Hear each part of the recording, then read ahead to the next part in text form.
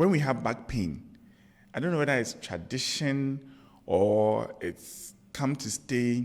You look for the slimmest or the heaviest person in your house, and then you lie down and say, you know, and the person is going to walk on your back. It feels good though. Is that safe? Is that like, first of all, is it safe? Is something people? I'm so happy you have brought this up, first of all, Doc.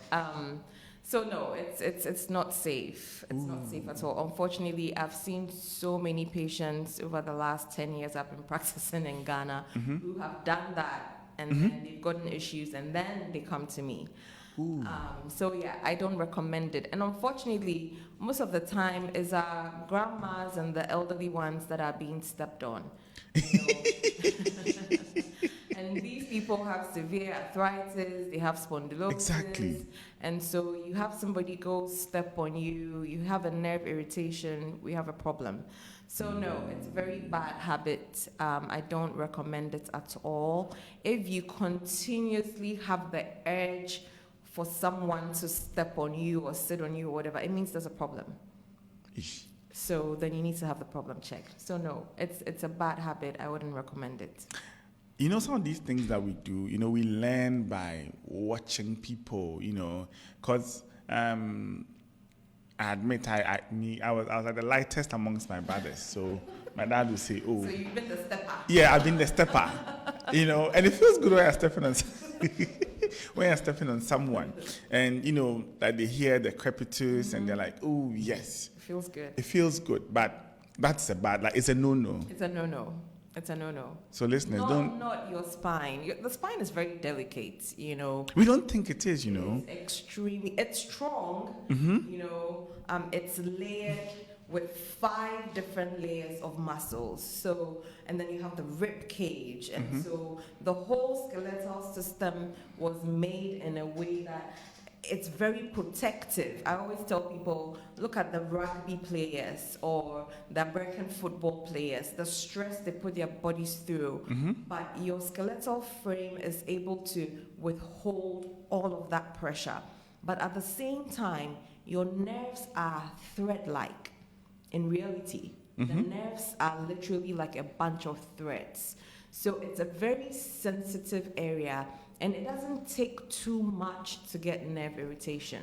So things like stepping on the back are things you can avoid, you know, without very easily. You just avoid it to prevent any problems. Even though it's strong, very little things like even picking a pen from the floor. You know, I see it every day. Oh, me pen to fomo na me kutwafa na me chiye. You know, so I hear that all the time. And what is that? It's simply you being in a wrong position and compromising that nerve. But we don't know how to pick up stuff. We don't know how to lift things. We have lots of people trying to get fit. So they're going to the gym. They're trying to be Johnny Bravo in 24 days. You know, people are putting themselves through all these challenges they're seeing on social media to get fit. And I mean, for us in the hospital, they'll come when they come in severe pain and we give something to relieve the pain. But, you know, to all my colleague doctors who I know you guys listen to on my show, good morning to all of you. You know, because I'm a family physician, we do more of integrative medicine. Like sometimes you just shoot the patient off to go and see someone else to manage, because medication alone is not the best, isn't it? Right. Good morning to you, my superstar. John, it's good to know you're always tuned in. Thanks for always giving us shouts. And you know, he's like everybody else. We have consistent back pain to the point where it's like we've forgotten about it, or we are learning to live with the back pain. Like for someone who works out and is lifting, you know, people lift heavy.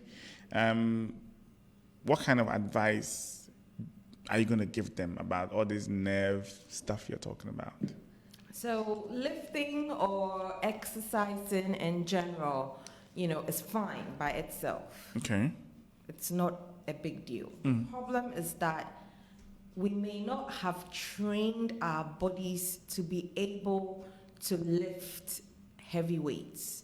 We may not have, gone through the stages. So in other words, you can't just go to the gym and start lifting 100 kilos, because you've seen your friends doing it. So you go, oh, yeah, I'm strong. I'm strong, I can do it. Or your friends are giving you fake fans. Exactly. Meanwhile, these friends may have been lifting for 5 years. Oh, So you see it and then you also want to go and give it a shot. And that's when the injuries come. So it's not about exercising or lifting by itself. It's more about how you do it, the posture with which you do it.